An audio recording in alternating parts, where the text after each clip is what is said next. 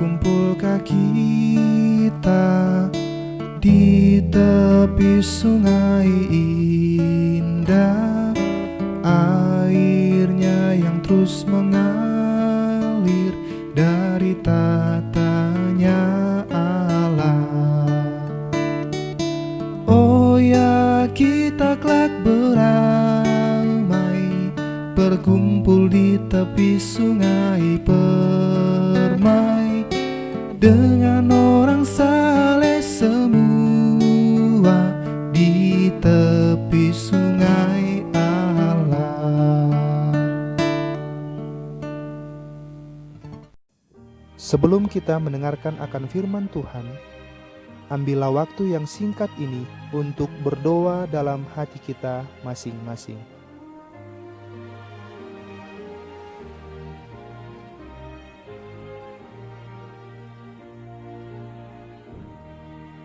Amin. Pelajaran sekolah sahabat kita hari Kamis 11 Juni berjudul Tipologi sebagai Nubuatan. Mari kita mendengarkan penjelasannya. Simbol-simbol nubuatan apokaliptik seperti yang ditemukan dalam Daniel dan Wahyu memiliki suatu penggenapan tunggal. Misalnya kambing jantan menemukan penggenapannya di Yunani, sebuah kerajaan tunggal yang dapat kita lihat di dalam Daniel 8 ayat yang ke-21. Di atas semuanya, ayat ini langsung menamainya untuk kita. Seberapa jelaskah hal itu?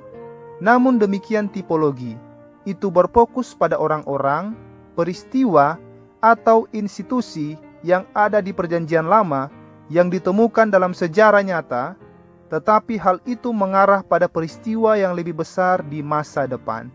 Penggunaan tipologi sebagai metode penafsiran menunjuk kembali kepada Yesus dan para penulis di Perjanjian Baru, bahkan juga ditemukan dalam Perjanjian Lama itu sendiri.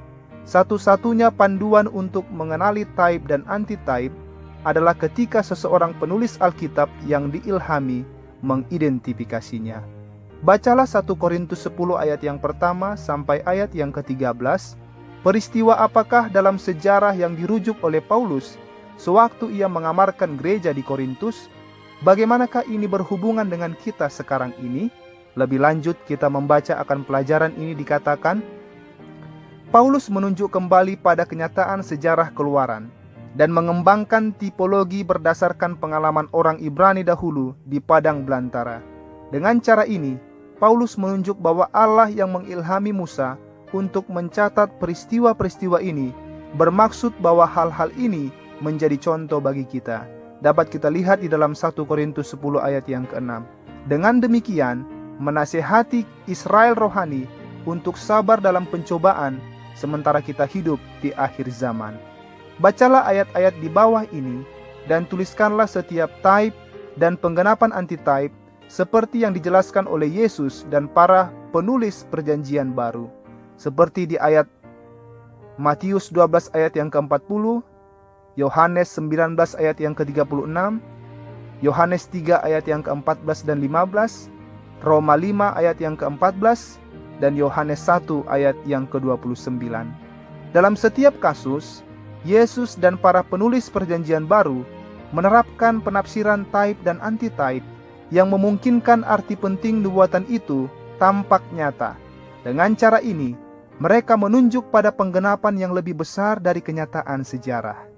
Pikirkan tentang pelayanan bait suci duniawi yang berfungsi sebagai type dari seluruh rencana keselamatan.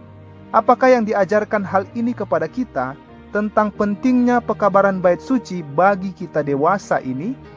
Demikianlah bacaan pelajaran sekolah sahabat kita pada malam hari ini.